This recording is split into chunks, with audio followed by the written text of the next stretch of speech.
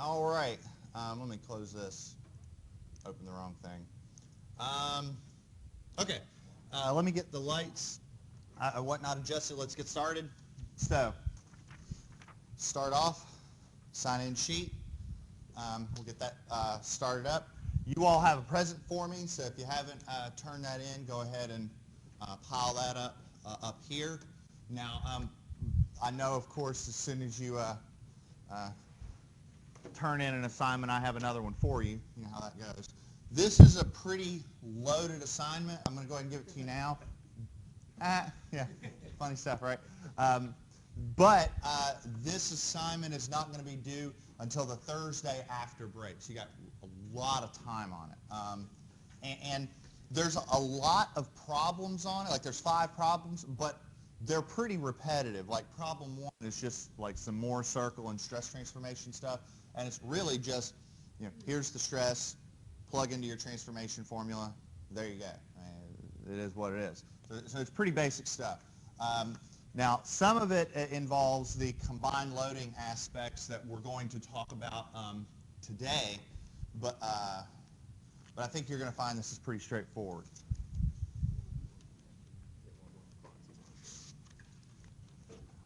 I will have to mess with him a little bit next time I see him. There you go. Okay, so this is going to be due the Thursday after break. I do want to get into the topics today. I've got 2 real big ones I want to do. Well, really one big topic, but we've got one more example problem that we need to address. So let me just sort of open up the PowerPoint real quick. Come on. There we go. All right, so we're talking about combined loading, and this is, I think, one of the more critical points of the semester where you really start to tie everything together, okay? Now, what I mean by that is you now know how to determine what I would call your big 4 stresses. Stress due to axial load, stress due to torsion, stress due to bending, and stress due to shear. You all know how to do that. And we now know how to analyze a given stress state. If I have a state with multiple stresses going on, what's the situation? And particularly, what are our maximum shear stresses? What are our maximum normal stresses? And we figure those out using Mohr circle. Okay? So we did this problem last time, and I think this sort of drew upon knowledge that you were a little more familiar with currently because we had like beams we just finished. This one is going to be, I guess, it's going to draw on some much more older knowledge. But this is, I think, a really important topic, because, or a really important example, because it ties together everything we've been doing this entire semester. So, I have a 4-inch diameter circular steel shaft, and it's subjected to an axial load of 18 kips in compression. It's subjected to a bending moment of 6,000 foot-pounds, and it's subjected to a torque of 10,000 foot-pounds. I want to determine the principal stresses and the maximum shear stress.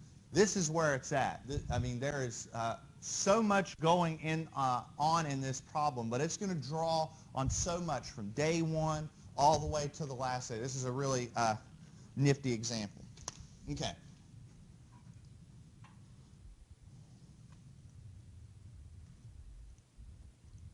All right. So everybody got the notes and whatnot? All right. Now, before we begin this this example, so or actually go through the calculations of the stresses, we need some section properties.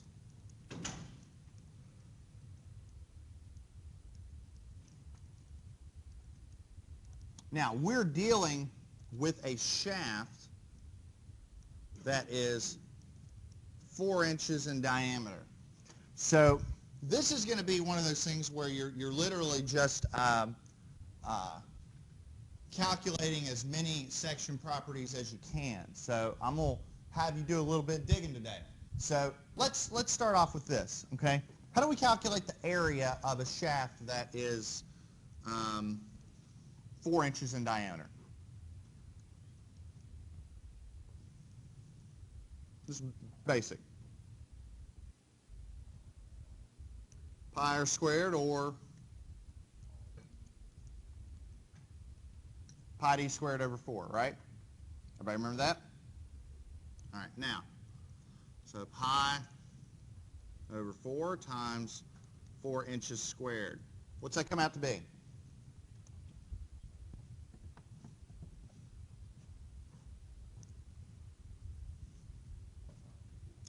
Comes out to be 4 pi, so what is that? Making you break out the calculators? Oh no. Like we just want to eat turkey. We're tired of all this stress.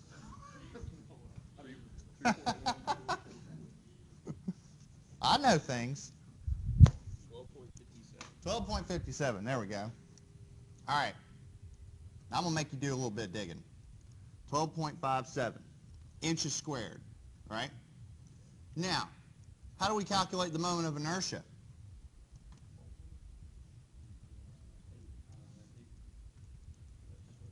We get out some tables. Didn't I give you those tables? Oh, now he's making us do calculations and look stuff up. This guy's a jerk. It's 8 o'clock in the morning. My coffee hasn't even kicked in. So what is it? Is it Appendix E, I think it is? Properties of plane areas? Now we're looking for centroidal moments of inertia. And it doesn't. And the nice thing is, because we're dealing with a circle, it doesn't matter whether we're looking at the x-axis or the y-axis or really any axis. The moment of inertia is the moment of inertia.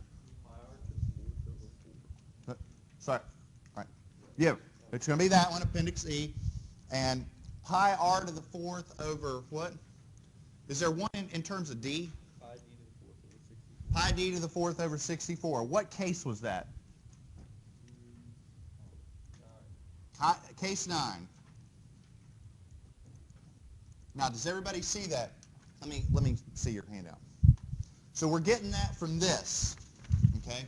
So Appendix E, the properties of plane areas, okay? And if you look, they're all numbered.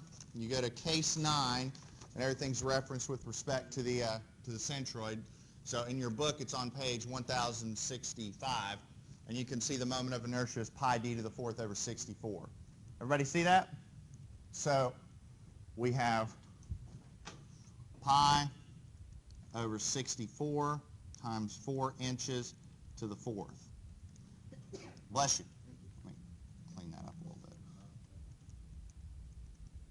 This is 12.57 inches squared. What did this come out to be? 12.57, yeah. Yeah, I know. The units are different, but it's because it's a 4, it just sort of magically worked out like that. All right. Now, we also are dealing with a torsion, okay? So, what's J? Now, in your textbook, J is referred to as I sub P. I don't like the I sub P because that leads to the connotation that it's always I sub P, and it's not for non-circular shapes. That's why I go with J.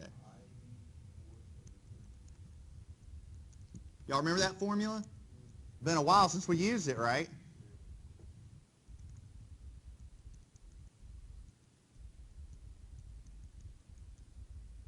Everybody's like, knowing my luck, it'd be 12.57 again. It's not. This one's different.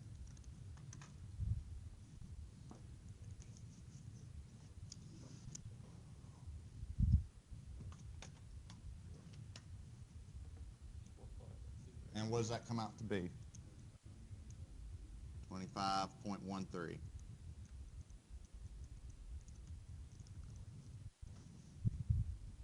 Sound good? Okay. One other point to make when you're looking at bending stress. Okay. So, here's your bending stress profile. Remember, here's your neutral axis. And your bending stress profile does something about like this. Now, if I take a circular cross-section and I bend it, what's that dimension? Or this dimension? It's the same thing. The radius. This is R. So R for this section is 2 inches. Everybody okay with that? Any questions? All right. Now,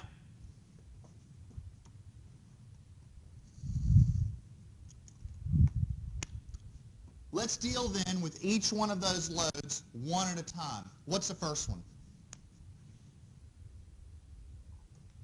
What's the first load that's on there? An axial load of 18 kips. Okay. So axial load.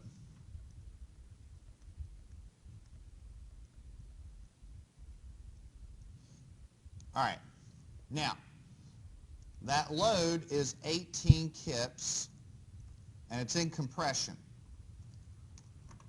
Right? Now, axial load, that causes a stress, right? I take a member and I go and put 18 kips on it. I stress that member. How do I calculate that stress?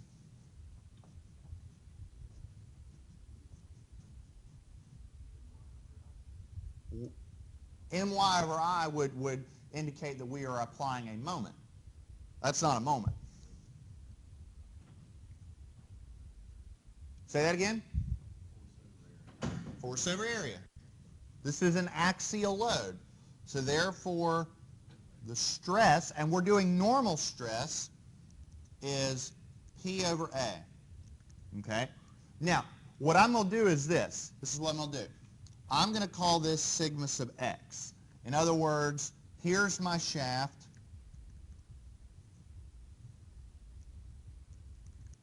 And I'm placing 18 kips on it. And I'm saying that this is the x-axis. That's the y-axis.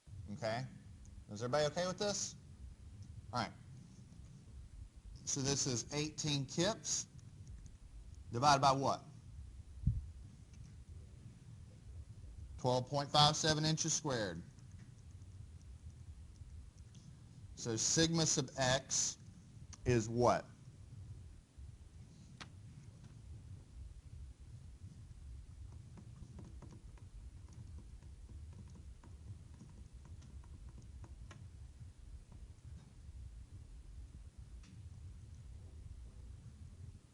.43, what, like 2?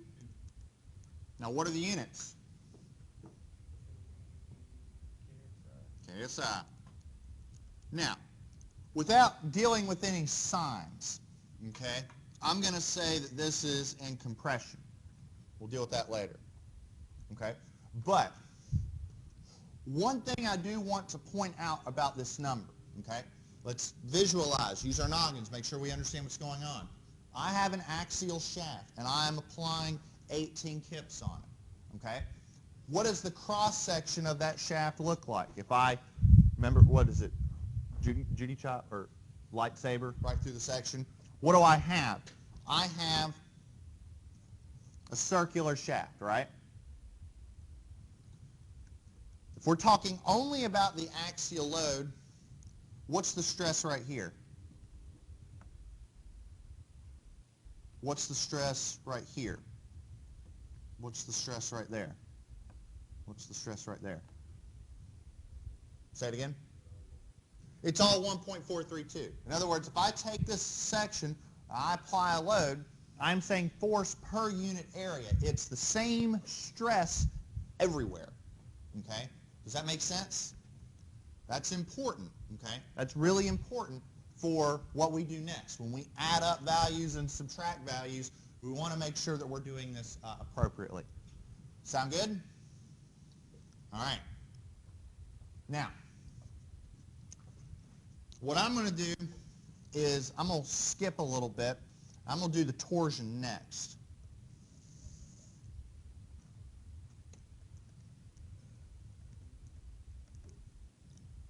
Actually, no.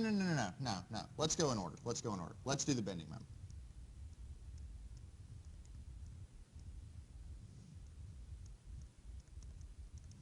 All right. Now, what is the bending moment that is applied to the section?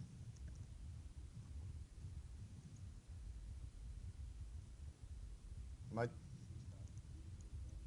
6,000 foot times pounds.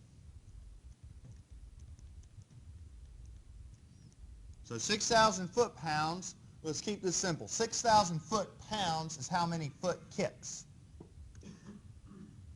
6. And 6,000 or 6 foot kips is how many inch kips? 72. All right. Does that make sense? Okay. Now, bending moment causes a stress, right? Okay. Now, how do I compute the stresses due to bending moment? My over I. So let's be clear about something, okay? So let's go back to our little figure, okay? So I've got this, and here's my shaft, and I'm applying, in this case, a bending moment of 72 inch kips, right? All right? Now, this is the x-axis.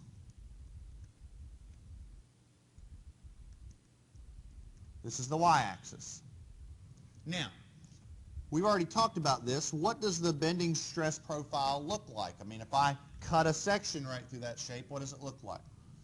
I have something like that, right? So when we calculate this, are we calculating a stress along the x-axis or a stress along the y-axis? The stress is acting this way, right? I mean, think, if I take this section and bend it, it's being stretched or compressed this way and stretched that way. You see what I mean? If I take it and I bend it, what's happening? This top is wanting to push together. The bottom's wanting to pull apart, right? It's acting along the x-axis. Does that make sense? Now, this section is symmetric, right? So, first off, our stress is sigma equals my over I, right? We have I, we calculated that up here. We have m. What is y? It's the distance from the center to the way tippy top or the way bottom. What is that distance going to be for this section? 2 inches, okay? So, we can calculate that stress, all right? So I propose it is sigma x as well, because it's acting along the x-axis, and it's my over I. All right?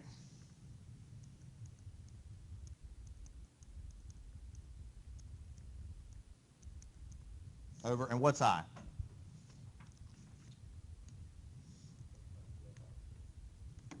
$12.57. What does that come out to be?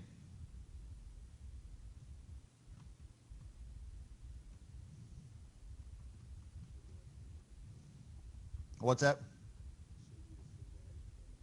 Well, no, yeah, but I'm talking about the value. It's going to be different than what we did before. Okay. I got a little higher. It was 459, but I think it's probably because I was tracking decimals and whatnot. KSI. Now, let's look at this image, okay? All right, so we calculated a value, all right? So, 11.459 KSI. Now, I propose on the bottom of the shaft, it's 11.459 KSI in tension, right? On the top of the shaft, it's 11.459 in compression, right? Now, considering what is also going on, what's the worst case location, the bottom or the top? In other words, there's already an 18 kips in compression.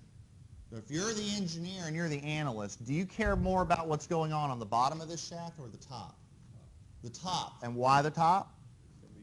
Because it's going to be even more compression. They're going to add up, right?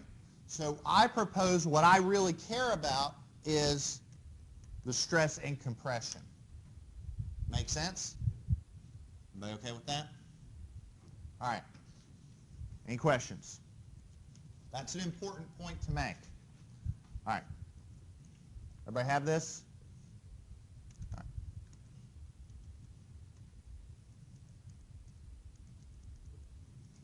All right. Now let's do the torsion. Now we have a torsion of 10,000 foot-pounds,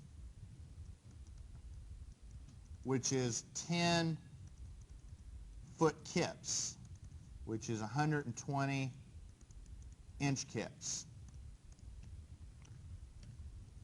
Now, let's bring it back, okay? So, if I take a circular shaft and I twist it, where is the worst case location? See if you remember that. If I take a circular shaft and twist it, the outside, right? Remember, the center isn't seeing anything. The outside is seeing that massive amount of stress. Remember, this is what it looks like. Remember, our or our shear stress does that whole thing. Remember that? And we're calculating a tau max. So now we're not even looking at normal stresses, we're looking at shear stresses, okay? Now, how do I calculate that shear stress? T times what over what?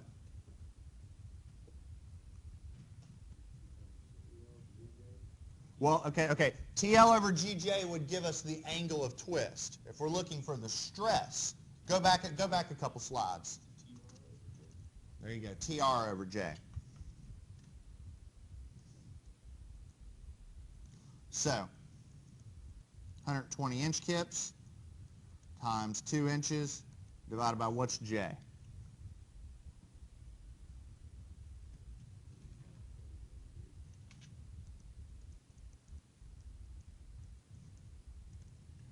What does that come out to be?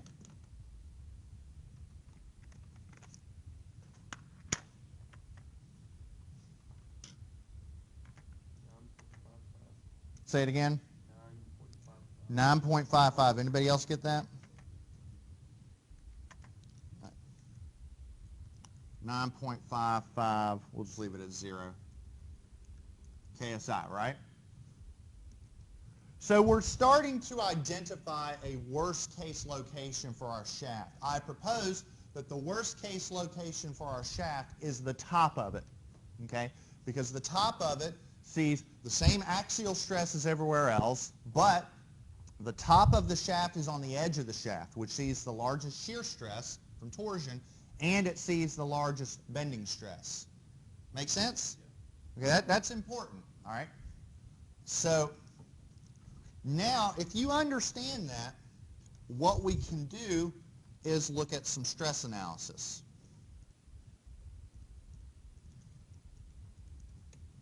All right? So what I mean by that is we need a sigma x, we need a sigma y, and we need a tau xy. Let's start off at the bottom. What is tau xy?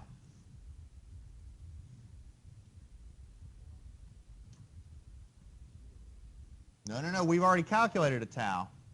We just did that. I mean, it's right here. 9.55. It's early, I know. Right? And that's caused by the torsion, right? Now, sigma y, what is sigma y? Were there any stresses, were there any segments where we were taking the element and going like that? That's the one that's 0. Now, we've got sigma x. Now, we've got 2 components of sigma x, right? So we can just add those values up. So what do we have? We've got, so here, I'm going to do this over here. So we've got, what is it, 1.432 plus 11.459 equals what?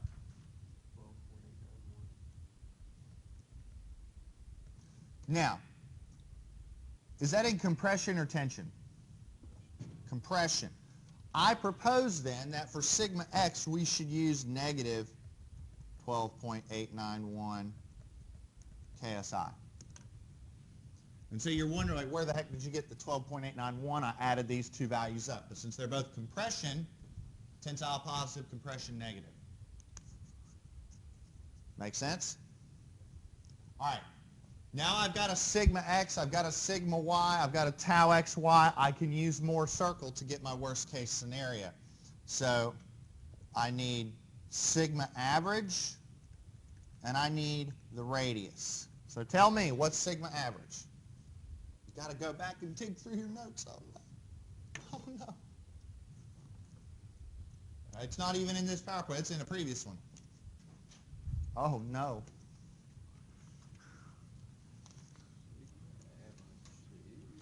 Say it again. There you go. Sigma x plus sigma y over 2.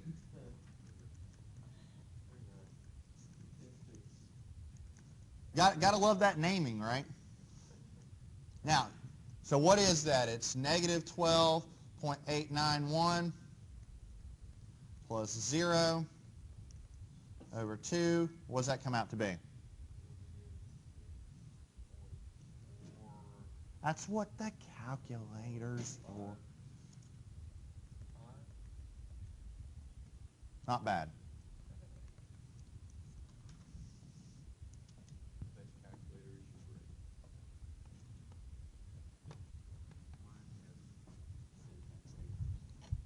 Now, what's the radius of Mohr's circle? And don't say 2 inches, because that's the radius of the shaft. We're talking about the radius of our stress state. It's in the previous one, the previous handout. It's not even in this handout. It's in the Mohr circle handout. There we go. All right, all right. Now we got it. Okay, so the square root of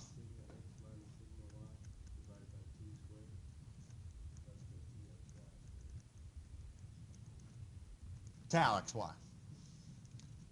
right, so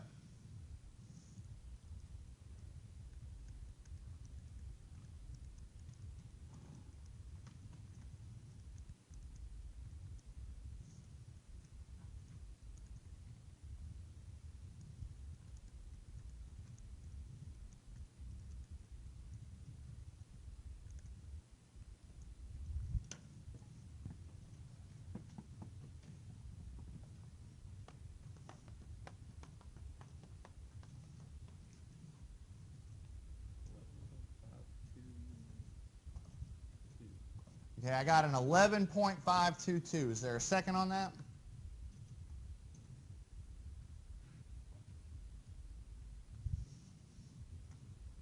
What?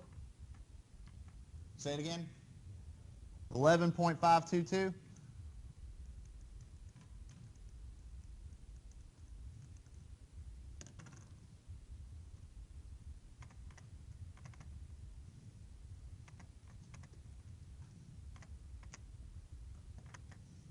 All right. Everybody okay with that? Now, if you're okay with that, then tell me this. How do we calculate our 2 principal stresses? Let's start off with those. How do we calculate our 2 principal stresses?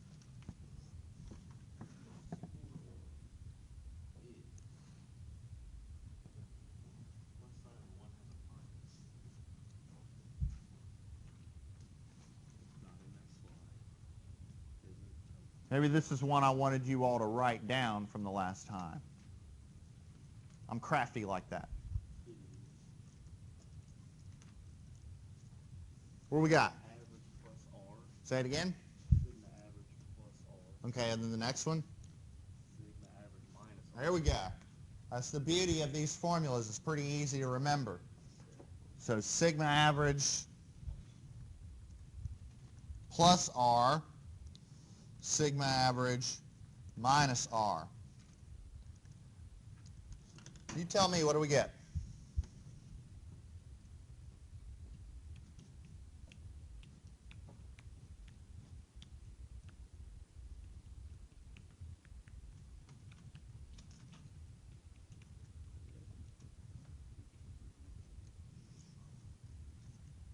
Remember, you got to keep cognizant of those signs.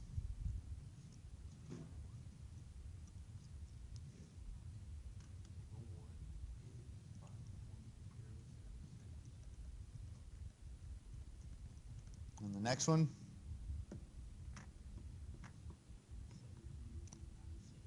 Say it again. 17.968. Negative 17.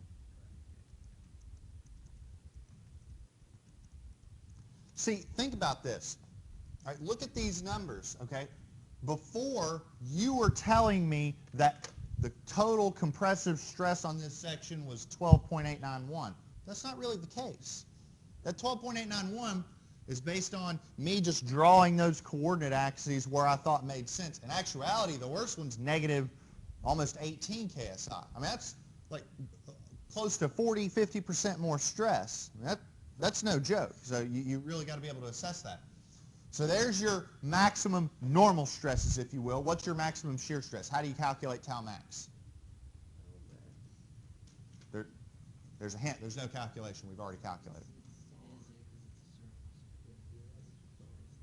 And what is that? The radius. So tau max equals R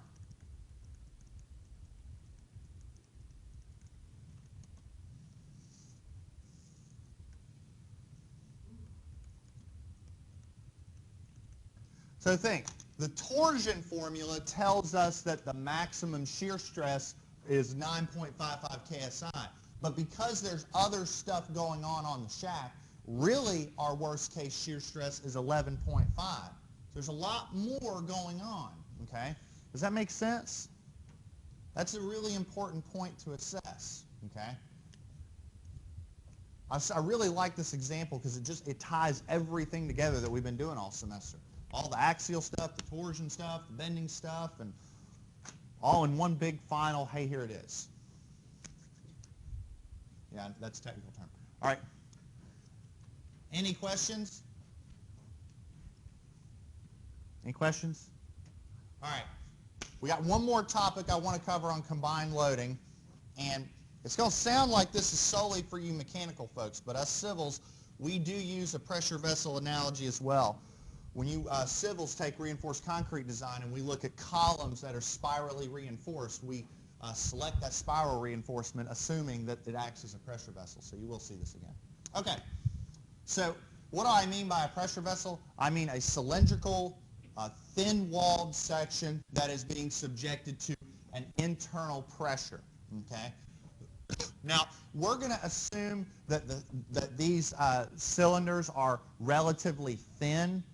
In other words, the stress doesn't change, from the inside of the shaft to the outside of the shaft, that they're so thin that the stress is uniform.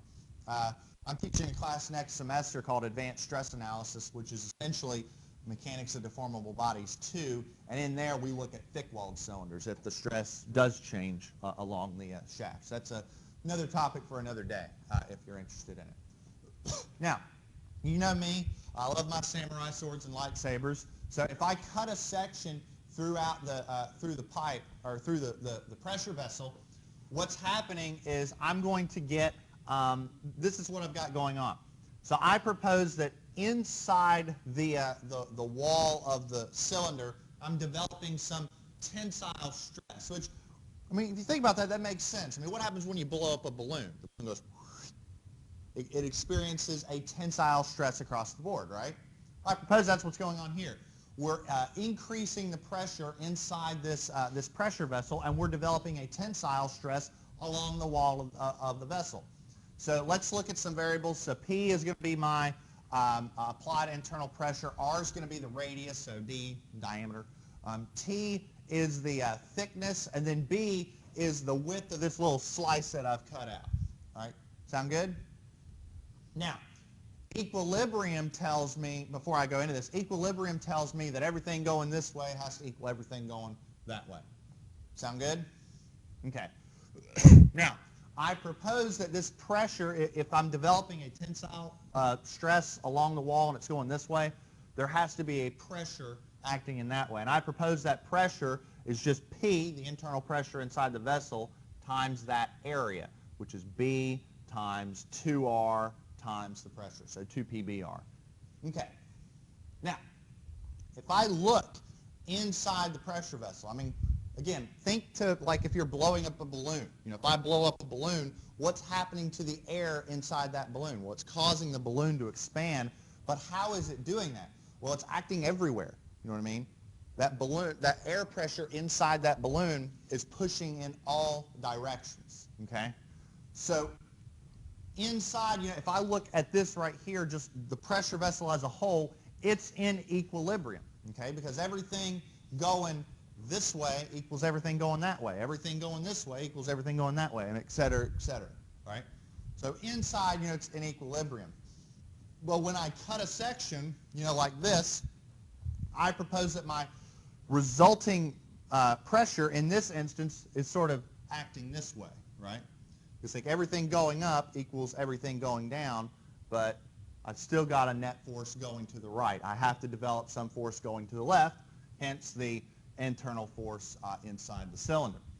Okay? Now, if I look at that projected area, again, this is what I was saying before, that projected area of the section cut is B, the width, times the diameter, or 2R, and pressure times area gives me the force that whatever's going on inside the cylinder is generating, if it's steam, if it's air, what have you, okay? So I propose that force is pressure times area, so 2 PBR. Sound good? Now, that has to be resisted by the cylinder, so what's the force that's being resisted by the cylinder? Well, it's got to be 2 PBR, okay? Well, if I'm looking for the stress, it's just force over area, so what's the area? Well, the area is the width times the thickness times 2, because there's 2 of them. Make sense? So force over area, the 2's cancel, the B's cancel, and I propose that the stress inside that wall is PR over T. That's it. Simple stuff, right? Not too bad. Any questions? Okay. Now, the thing about a cylinder, just like a balloon, or we're talking about a pressure vessel, the thing about a pressure vessel, just like a balloon, is that it's closed. You know, you think, I think the easiest way to describe this is, you know, if you've got an encapsulated tube and you start increasing the pressure, not only is it going to want to expand like this, but it's also going to want to expand like that, right? Now we're capping the ends of this. Almost think like a scuba tank. You know what I mean? You know, it's actually very similar. This is what we're talking about. I mean, what is a scuba tank? It's a thin-walled pressure vessel. You know what I mean? You're taking a metal cylindrical tube and exerting vast amounts of pressure inside, right? I mean, if you're a scuba diver, you want a lot of air inside that you know, you don't, drowning sucks, you know. I'll tell you a real quick funny story.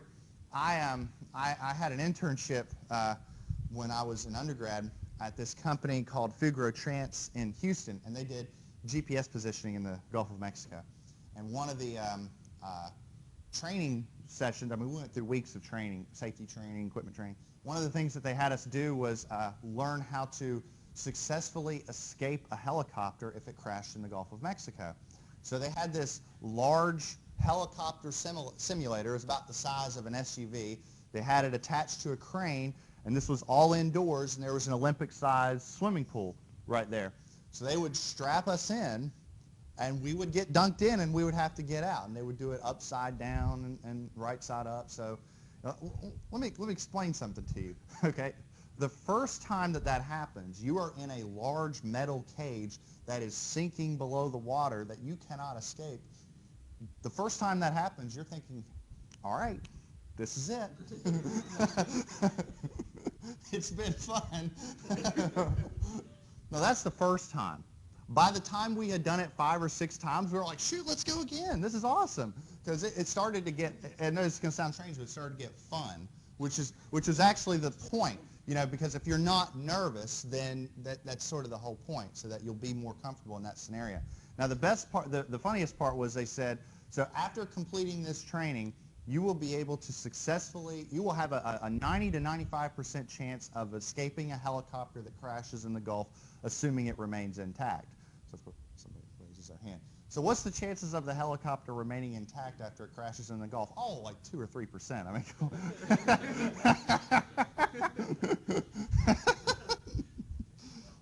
oh goodness, funny stories. I got a few stories. All right. All right, back to mechanics. Okay, so that really didn't have much to do with thin-walled pressure vessels, but scubas made me think about this, because when we were doing the training, there were actually scuba divers under there to ensure that, you know, if we couldn't get out, that they could get us out. So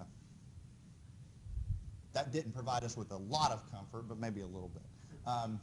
Now, since the cylinder is closed, we're going to be applying some internal pressure inside the cylinder.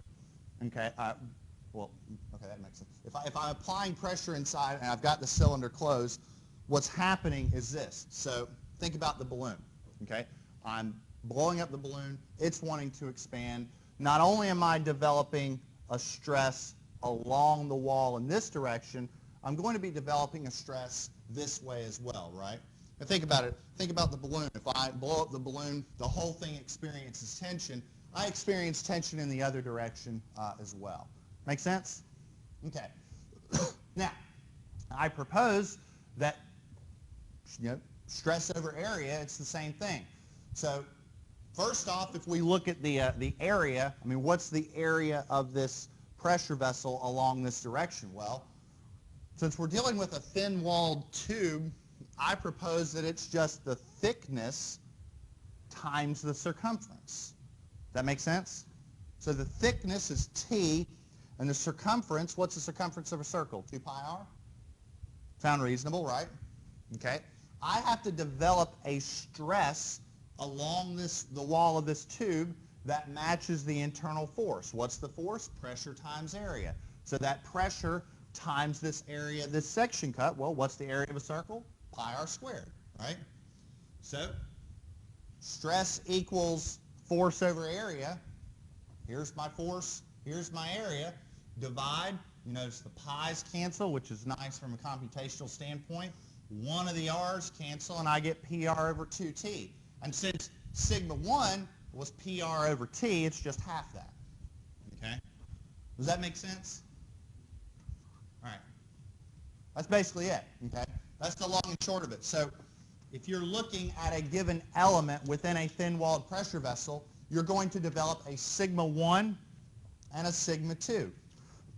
So you're going to know those are your principal stresses, or you're going to have, you know, a sigma 1 and a sigma 2 right off the bat. We can use those to determine maximum shear stress and what have you. We can treat it just like we would any Mohr circle problem. And if you're thinking, well, is this really as easy as it sounds? Yeah, it is. Let's take a look at this. Okay, really I think the complication from a lot of these problems comes from just going back to some fundamentals, like how do you calculate the area of the tube and all of this? How do you calculate the area of a pipe and all that stuff? So let's look at this. A pipe carrying steam at 500 psi. All you thermo folks must love this stuff, right? Okay, so a pipe carrying steam at 500 psi has an outside diameter of 16 inches and a wall thickness of 3/8. So again, we're dealing with thin-walled vessels. So we're talking about a pipe that's, what, yay big, and wall thickness is about like that. And we're talking about thin-walled shapes. Okay, we want to determine principal stresses, maximum shear stresses, angle of orientation, and basically we're talking about Mohr circle. Sound good? Now,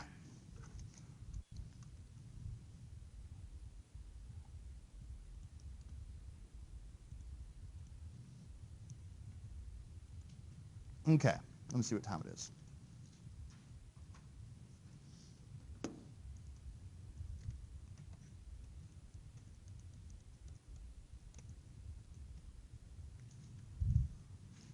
Okay, so let's start off with the pipe itself. Okay, so, all right, so help me out with this. All right, what is the outside diameter of the pipe? And what is the thickness of the pipe? Outside diameter is 16 inches. It has a wall thickness of 3/8. All right. So how do we calculate the inside diameter? See if y'all remember this. D dot minus 2T. 2T. Remember, you got your outside diameter, you got to come in a wall thickness, come in another wall thickness to get that inside diameter. So D naught minus 2T.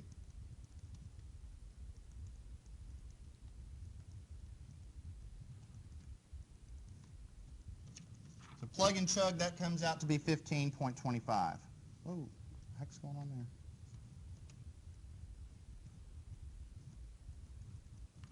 Sound good?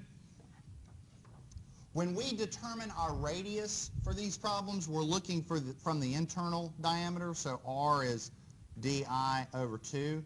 So 15.25 inches over 2 comes out to 7.625. Now keep in mind one more thing. This pipe was subjected to an internal pressure of what?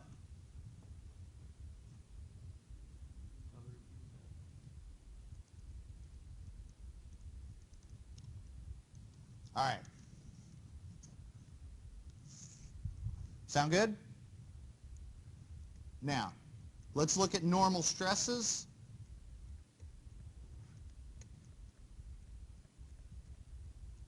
So help me out. Let's start off with sigma 1. How do I calculate sigma 1? We just derived that a couple minutes ago. PR over T.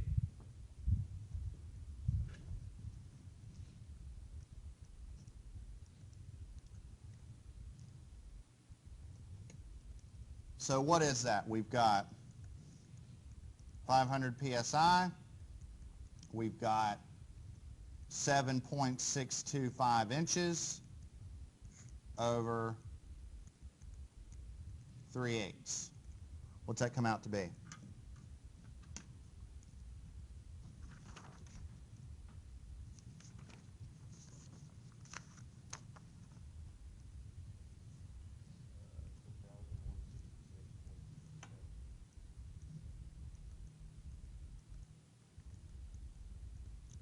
Now, if you got sigma 1, how do you calculate sigma 2? Yep. So what is that?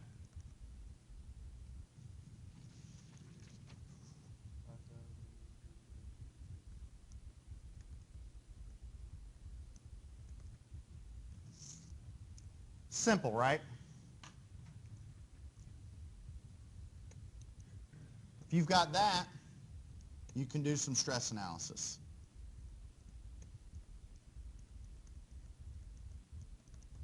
You're going to like this. So, first off, these two, sigma 1 and sigma 2, are those stresses tensile stresses or compressive stresses? Tensile. Think about the balloon. You take a balloon, you increase the internal pressure, the whole thing expands. It's experiencing tension across the board, right? Same story here. So I propose we've got a sigma x and a sigma y.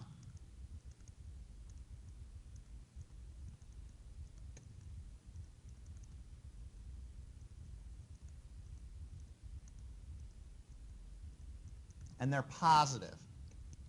Now, under this orientation, what's the shear stress? Did we compute any shear stress? No, 0. Now, same story as before. If we want to use Moore's circle, we need to compute two quantities, which are R and, what'd you say?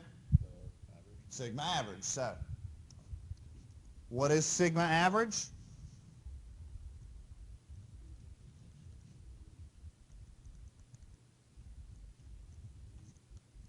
Now you're going to get a real interesting result when we go through and do all of this, so don't worry if it weirds you out a little bit.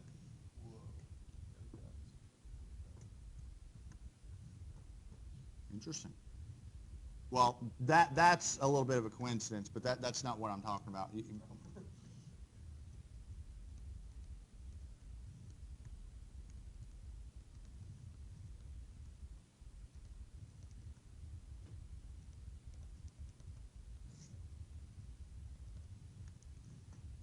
What'd you get, 76.25?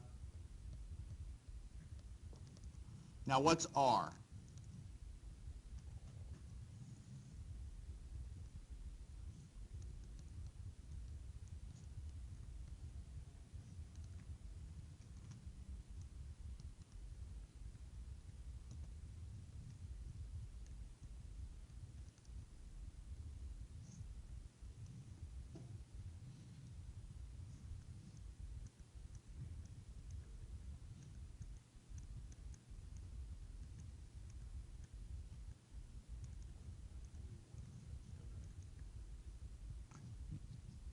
You all tell me, does that sound right?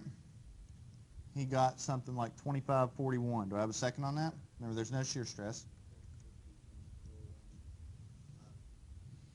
50.41. Did you take the square root of everything? Did you divide by 2? 25.41. Okay.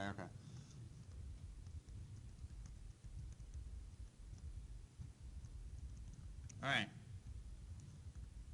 Now, if that's the case, what is sigma 1 and sigma 2? Tell me what to do.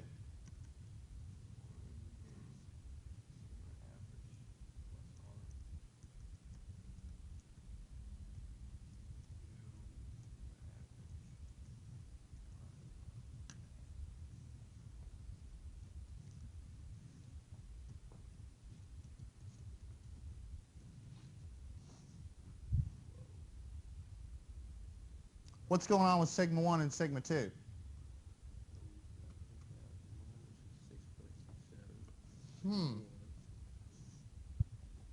10,100.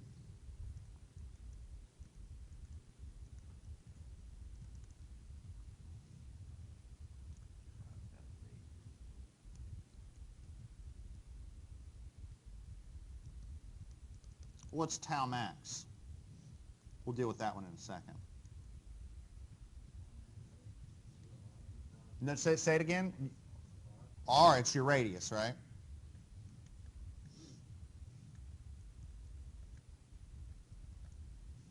All right. So first off, here's your answer, but I want to think about some stuff real quick. We've also got one more thing we have to address, and that is what is theta sub p. Now, let's use our noggins. All right. When we determine principal stresses, sigma 1 and sigma 2, remember, we calculate our stresses and then we're trying to determine that magical orientation, right? What happens at that magical orientation? Like what's so magical about it? Well, the stress increases, but what else is going on? There's something else going on at that magical orientation.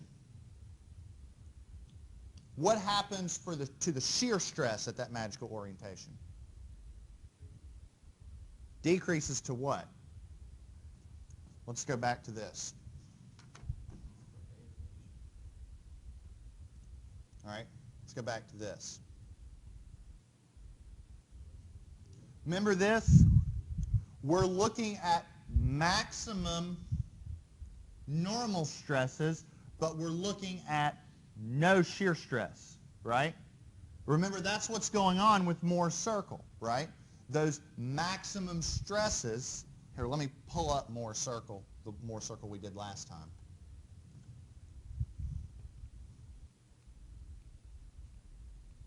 That's the Moore's circle we did last time, right?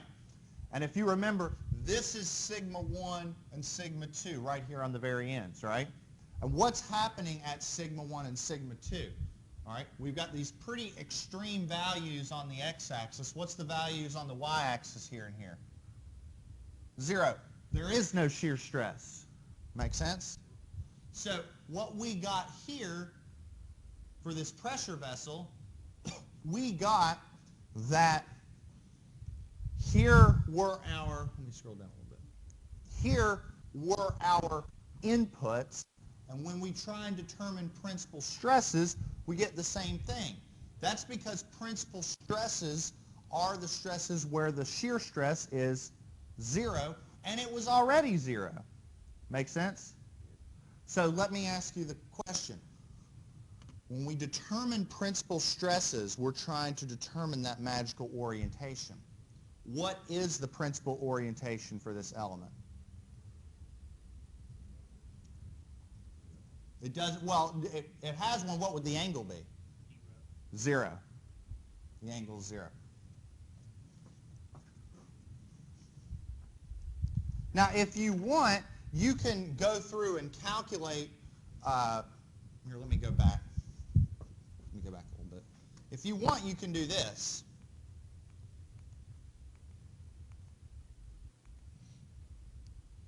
Where's my theta sub p calculation? Remember, you can calculate theta sub p using this formula. Remember, it's 1/2 inverse tangent of this. But what's going to happen is you're going to have 1/2 times the arctangent of 0. This is going to come out to be 0. Because 1/2 times the arctangent of 2 times 0 divided by something, and what is the arctangent of 0? It is 0. It all comes together, doesn't it? Now, does anybody have any questions? So why couldn't we do the same thing at like 90 degrees? Principal orientation. Why would that be 0? Isn't it the same everywhere?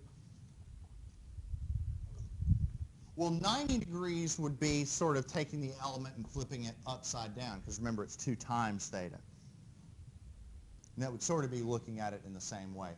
90 degrees would, I guess, be what would happen if you took these values and said, well, this is sigma x down here, and this is sigma y up here. But in the end, it doesn't really change anything. Now, let me say this, okay? If these two are 0 and all you have is a shear stress, your principal orientation is at 45 degrees. And you can go through and do the math and see that.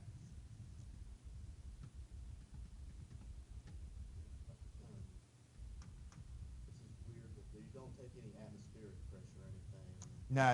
I mean, for this, we're talking about pressure. Now, that's a good question, and I know now you're thinking fluid mechanics and thermo and all that. We're talking about elements that are subjected to massive internal pressures. We don't really care about the difference in gauge and atmospheric for this. Now, do you need to account for that in the broad context of engineering? Well, yeah, but in this world, I don't really care. I mean, you learn the nuances of pressure distributions in fluids and thermo. That's what that's for. That's not what we're doing in here. So we don't need steam fittings or anything? Oh, goodness, no. No. No Bernoullis, none of that. None of that. Does anybody have any questions? Okay. All right, so a couple things. Number one, you all are completely prepared now to do homework 7. Did anybody not get a copy of homework 7? All right. Our next and final topic is going to be columns, which I'm going to cover after break. So what does that mean about Thursday? What does that mean about Thursday? I'm going to be nice and say no class on Thursday. All right. We have an objection. It's this guy right here. This guy right here. Put him in the pressure vessel. So I'll make sure they know your name, what car you're driving, and where it is in the parking lot. You know where he works? All right. In all seriousness, our next and final topic is columns, is column buckling. And it's its own unique snowflake. So I've decided let's just hold off and wait until after break. If I do it Thursday, there's going to be a whole bunch of new material that you're not going to remember when we come back. So I know how things are. It's like I've been in front of a class before or something. It's like I've taught stuff before. All right.